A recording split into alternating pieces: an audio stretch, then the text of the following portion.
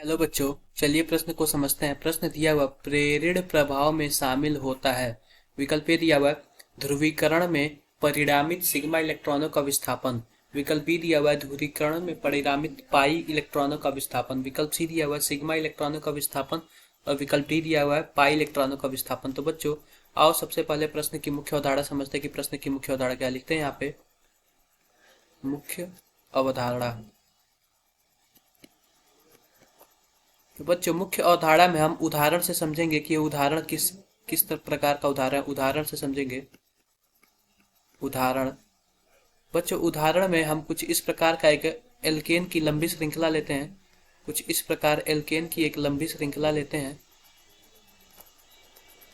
CH3 CH2 CH2 और double यहाँ पे single bond CH, double bond CH और यहाँ पे CH2 और यहाँ पे फ्लोरीन ले लेते हैं।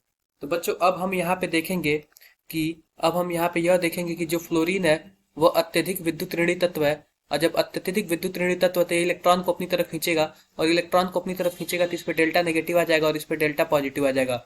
इस प्रकार हम बोल सकते हैं कि ये जो सिग्मा बॉन्ड का ध्रुवीकरण हो रहा है। एक को डेल्टा नेगेटिव आ रहा है और एक को डेल्टा पॉजिटिव। हम लिख रहे हैं ध्रुवीकरण हो रहा है,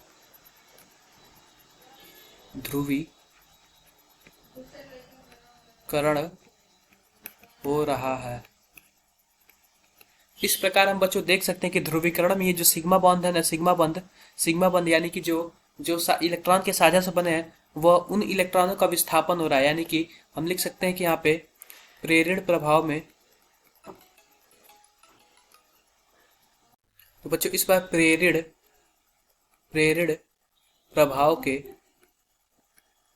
प्रभाव के कारण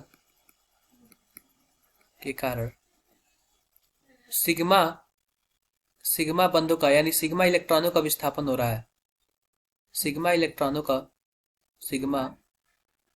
बंध या फिर जो सिग्मा बंध से बने जो इलेक्ट्रॉन होते हैं उनका विस्थापन हो रहा है। विस्थापन हो रहा है। बच्चों हम इसमें यह भी देख सकते हैं कि अत्यधिक विद्युत ऋणी तत्व या अधिक विद्युत ऋणी तत्व